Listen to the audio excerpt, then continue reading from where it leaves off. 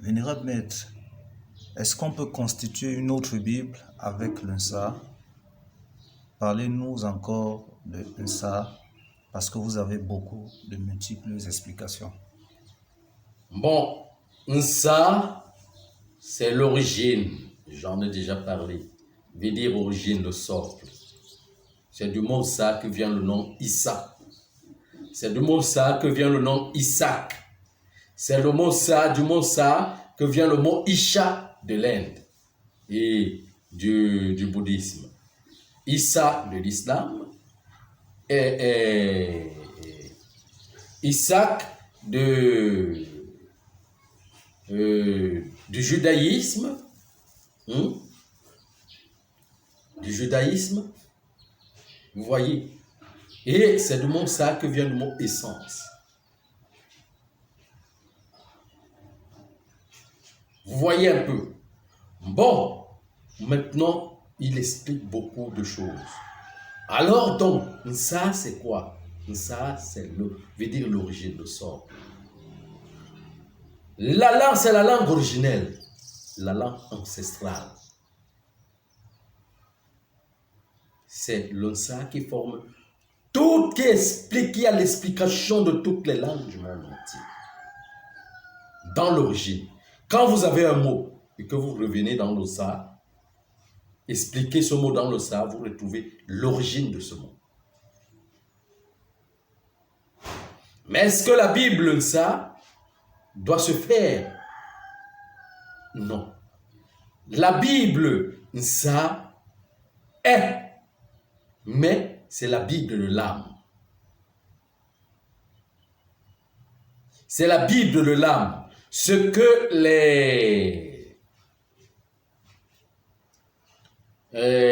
par exemple, les Juifs appellent la Torah Yisraël. Pas Israël, mais Yisraël. Le schéma Yisraël. Vous voyez un peu. Donc, la Bible de l'âme. Puisque, avant que vous ne écrivez les poésies sur le plan physique, l'âme est poétique. L'âme est poétique. C'est la poésie de l'âme qu'on appelle Rome. La Romanie. La poésie de l'âme. L'âme, je parle de l'âme universelle, qu'on appelle Rome, en quelque sorte, quand je vous explique. Bon, quand vous venez avec ces mots, vous les stabilisez sur des clans, des tribus et autres, sur le plan physique. C'est pas mauvais, mais il faut rentrer dans l'origine pour comprendre les choses. Vous voyez un peu. C'est ça. Donc, alors, ce livre originel contient une infinie de poésie, de sagesse. Vous pouvez être en train de parler d'une seule et même chose, mais dans les différentes langues, dans les différents concepts de poésie. L'embellissement du monde, c'est la romanie, c'est le romantisme, c'est la poésie de l'âme. C'est les poèmes. Vous voyez un peu les contes. C'est ça la Bible de l'âme. Et maintenant, l'esprit dans l'âme est celui qui a totalement la connaissance, qui explique tous les contes et les poésies de ce livre. Parce que l'âme, c'est le livre. Faire des poésies, parce que la poésie, c'est les religions. C'est la religion et autres, les codes de la nature. Faire dans la poésie, ou bien regarder les codes ou lire les codes, ou voir les codes, n'est pas connaître l'explication de ces codes, de ces poèmes, de ces poésies, de ces contes. Vous voyez un peu, on parle d'une même et seule chose, mais dans les différentes langues, dans les différents poèmes, les différents contes. Maintenant, la vie est poétique. La vie est romaine.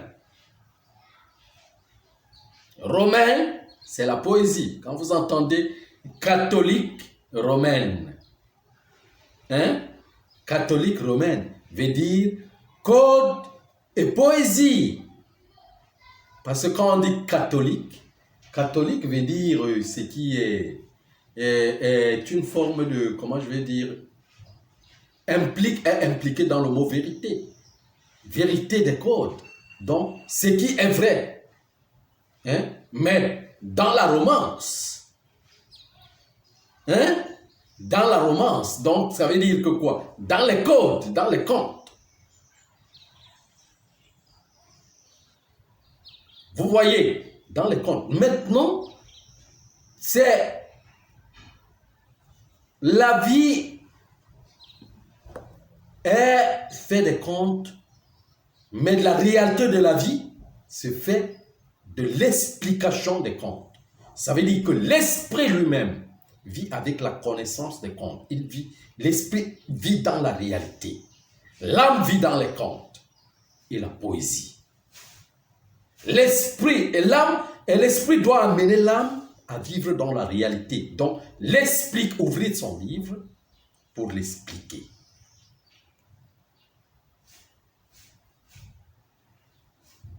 Vous voyez, donc on peut vivre avec l'âme, mais sans l'esprit, la maturité de l'esprit. Puisque quand l'âme est immature, l'esprit est un embryon. L'esprit devient un embryon. Il faut éveiller l'âme, puis l'esprit.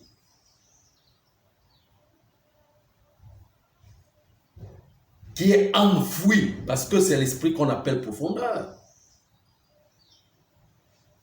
Vous voyez? Donc, c'est ça qu'on appelle ça, connaissance, origine. Le socle, le nid.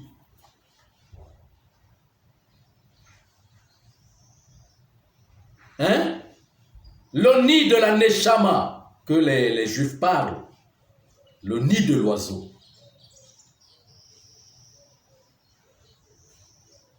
L'oiseau qui sort de son nid. Vous voyez?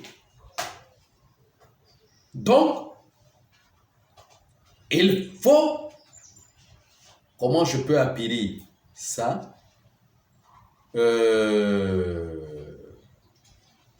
Quand vous n'êtes pas encore au niveau de vous connecter avec l'esprit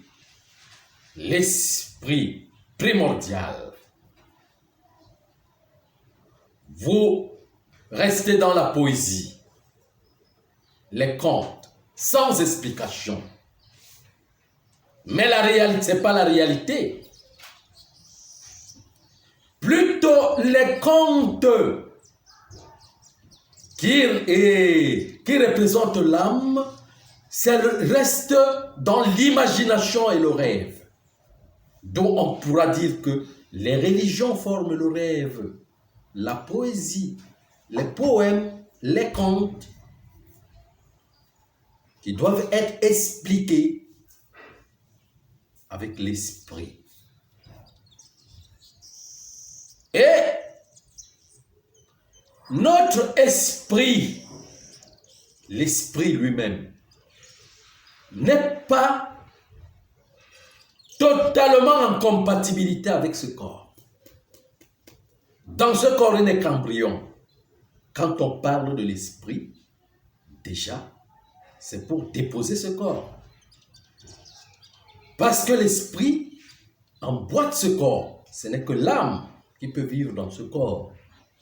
Mais quand on parle de l'esprit qui sort dans l'âme, ce corps s'arrête de vivre parce que il n'a pas la grande charge du grand courant électrique, électromagnétique, pour pouvoir vivre totalement dans ce corps. Il reste comme un embryon, mais il ne peut pas. Donc quand on commence à parler de l'esprit créateur, l'esprit divin, on commence à laisser ce corps. C'est ça qu'on appelle le détachement.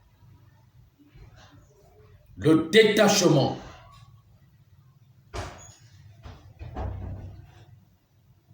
Le quatrième niveau de l'âme. Quatrième initiation des mystères majeurs. On commence à se détacher complètement. La compréhension commence à entrer dans le niveau supérieur auquel on commence à se libérer. Parce que l'esprit, lui, n'a pas la même vie que l'âme dans ce corps. C'est une vie totalement pure.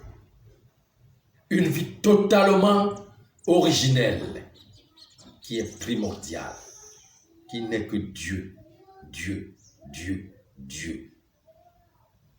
L'alchimie, la nature.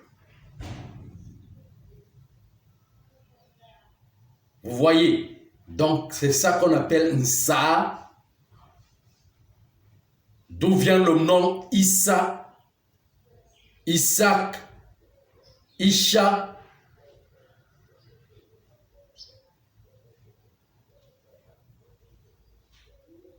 Les noms tels que Esaïe, Nsa, Yi, qui veut dire origine de la sagesse. Yi veut dire sagesse, qu'on appelle aujourd'hui Esaïe. L'origine de la sagesse, il vient d'Esaïe, de Nsaï.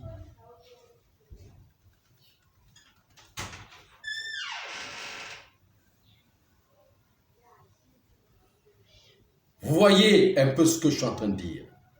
Donc, tout cela vient du socle, du nid, du primordial. Il y a beaucoup de choses à dire dans ce sujet. Beaucoup de choses à expliquer dans cela que je ne peux pas faire seulement en une vidéo avec le temps. S'il en reste, s'il n'y a plus, s'il y en a encore, on verra. Hein? C'est comme ça. C'est ça la clarté. La clarté de l'ouverture de cette chose. Beaucoup trop d'explications.